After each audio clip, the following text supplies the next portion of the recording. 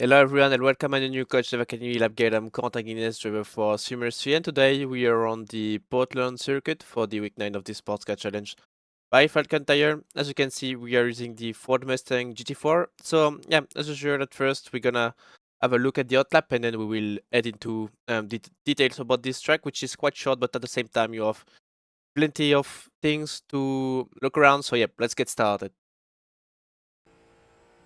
Alright guys, so we go for the hot lap around the Portland racetrack. So we're gonna brake at the 400 on the left side, gonna go on the brakes, trying to avoid as much as we can the ABS, dropping to first, hitting the curb on the inside, and then I just try to get the best traction possible, taking the curb on the right hand side, and then we're gonna aim for the 150 on the left between the 100 and the 200, taking the first curb there, dropping to second, taking the second curb, or at least driving close to it. And now I'm just trying to stick to the inside, now trying to brake at the end of the curb on the left, trying to keep the very tight line there, and then opening the steering on the exit, trying to get the best traction possible. Now braking, bringing the car on the brakes into the inside, and now same, very important to get the best traction possible because you have the longest straight of the racetrack, so at the end it can still be an overtake chance, even though it's quite tricky with the fact that it's a quite quick corner actually. Gonna brake at the 200, gonna go down to fourth, cutting a lot as you can see, but we're gonna see that during the guide later. Then on the brakes, trying to stick to the inside, opening the steering on the exit, and then I'm using all of the track on the exit, going up to fourth gear, gonna go up to fifth just before the start finish line. Now we are crossing the line and we're done for the hot lap around Portland. Alright guys, so we go for the guide this time, so we start from the start finish line, and as you can see there are not a lot of distance between the turn 1 and the start finish line. So with most of the cars you are basically braking around the 400, depending of how good it is on the brakes. But yeah, usually you brake between the 350 and the 400. So yeah, as you can see, going around the braking around the 400. And with the Mustang, obviously, you can brake a bit harder, but obviously, you always aim for not going too deep into the ABS. So there we are braking around 85%. And as you can see, I'm trying to go a bit wider because the idea there is to make sure I'm not going too wide out of the first right-hander, because then I need to prepare the left-hander to have a good exit. So ideally, you want to have a sort of wide entry, then you can get tight out of this right one, and then you can take easy this left-hander. So just like I did, it's quite okay. It could have been a bit better, but just like that, it's quite okay. So if we are showing this from the outside, maybe it's a bit easier to have a look. So just need to put the right angle, but just like that, it should be fine. So a bit more to the left, and we should be good. So yeah, as you can see, I'm just trying to go slightly wider, and then the only probably the only mistake there is that I could have gone a bit like closer to the wall, but yeah, it's always a bit risky, and with the different cars, yeah, the car is it's not the same size really, so it's always a bit difficult to get used to the car straight away.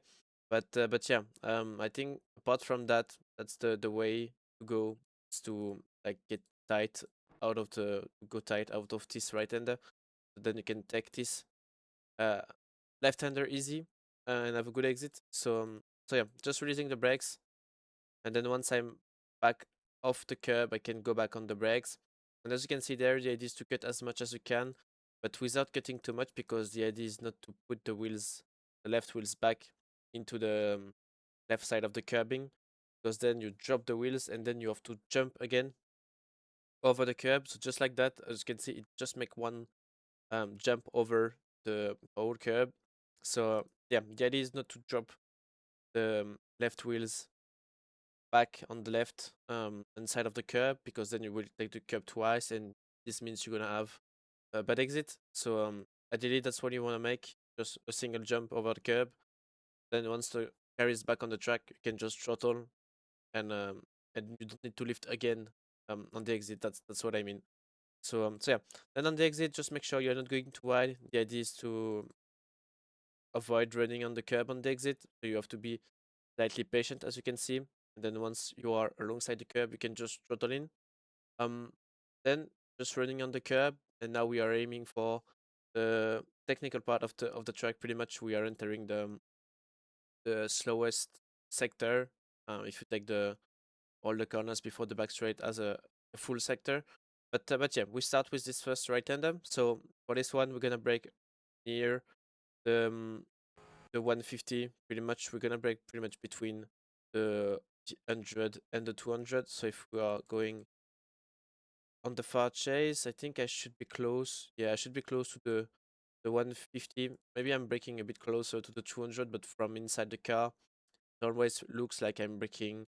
You have this Marshall stand, and then you have the two bots there. So I would say that I'm a bit before the Marshall stand and the the 200. So yeah, maybe 175 actually. But yeah, it pretty much feels like between the 100 and the 200. So going on the brake, you don't need to go too deep on the brakes because the idea there is just to get a bit of rotation. You don't need to massively slow down the car, even though you need to slow it down a bit, of course. But the main target there is to make sure you can carry the speed at the same time, having the rotation to keep the car quite tight through this long ride because actually there are like 2 or 3 corners if we are. You cannot see the minimap just on top, but it's like 3 really low angle corners, which makes like almost a long right hander. So yeah, just going on the brake now, not going above 50%. And as you can see, I'm pretty much staying on the brakes all the way, taking the first curb right there, but really slightly. So taking a bit of curb there, then a bit of power. And then I just try to get close to the curb on the right hand side again. And the idea out of this right hander is to make sure I'm not putting the car too far to the left because then it makes the work harder to bring it back to the right. So and also this means I'm running more distance. So instead of that, I'm just trying to lift a bit. So then I just keep the car pretty much in the middle of the track, or at least trying to not bring it too far away to the left. And yeah, so if you are doing it again, just a bit of braking, entering this corner, taking the curb, then trying to make sure I keep around 60% throttle, but once again, it depends on the car. And then, as you can see, I'm just trying to lift to not bring the car too far to the left. Now entering this third right-hander, so once again, trying to stick and hug the curb on the inside. So just before entering this third right-hander, I'm just gonna lift, just go slightly on the brakes to get a bit of rotation. And once it's on the curb, I can go back slowly on throttle, trying to make sure I'm not bringing the car too far to the left once again.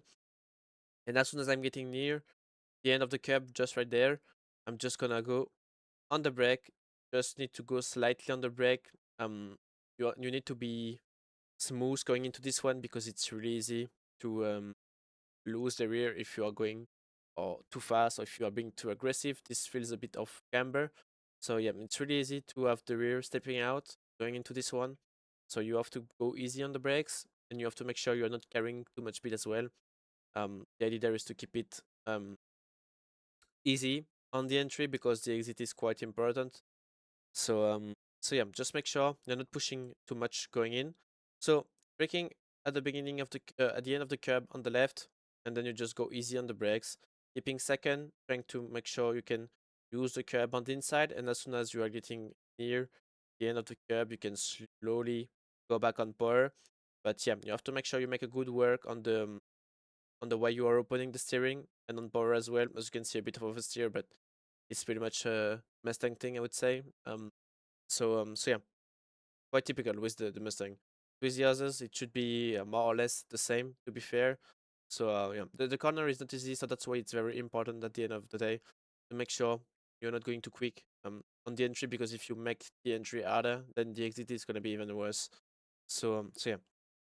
Now going into this right hander before the back straight, you just have to try to bring back the car to the very left hand side, so then you can have a very good launch for the back straight. So ideally, I'm braking near. You can see that on the grass there is a bit of grass missing there, a bit of dirt or whatever it is.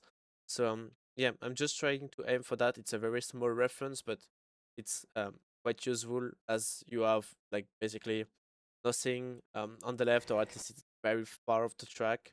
and on the right you have like a massive uh, runoff of grass. So there is absolutely no references. So the small thing you can get, at least from my point of view, is that thing on the grass. So I'm using this as a reference. Once I'm close to that, I'm just going on the brake. I try to go slightly wider on the way in, so then I can take the apex quite late. This means that as soon as I'm facing the exit, I can just only focus on opening the steering, putting the power down, and the idea on the exit is to make sure you're not going too wide on the curb.